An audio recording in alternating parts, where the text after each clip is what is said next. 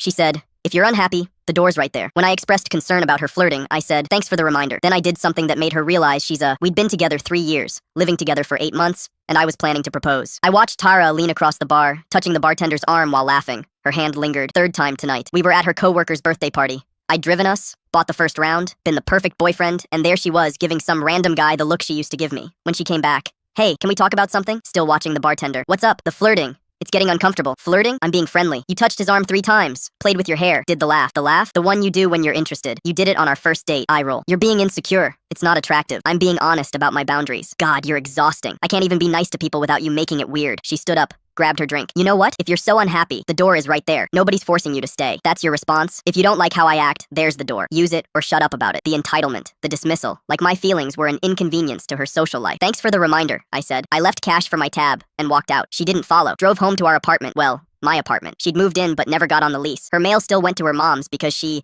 hadn't gotten around to changing it. I looked around. My furniture, my electronics, my kitchen stuff. Her contributions, throw pillows, scented candles, and the live, laugh, love sign I hated. My phone buzzed. "Where did you go?" "So dramatic. Jake's giving me a ride home." Jake, the bartender. Of course, that's when I made my decision. She was right. The door was right there. What Tara didn't know was that she'd been living entirely off me while telling everyone she was an independent boss babe. The apartment was mine. Utilities in my name, streaming services on my accounts. Her freelance graphic design brought in maybe $600 on a good month. She also didn't know about my recent promotion or that my company had corporate housing for relocating employees. I packed methodically, changed the Netflix password, scheduled utility disconnects for 30 days, packed my belongings, left a note. "You were right. The door was right there. I used it. The apartment's paid through the month. After that, it's your problem." Or Jake's. Got corporate housing and turned off my phone. Monday morning, 73 missed calls, 149 texts. The evolution was predictable. Saturday night, "Where are you?" "Your car's not here." Sunday, "Where's all your stuff? This isn't funny. The Netflix won't work." Monday, "The internet company called. I work from home. You can't do this." She called my mom. Mom called me laughing. "Tara says you abandoned her." "I moved out.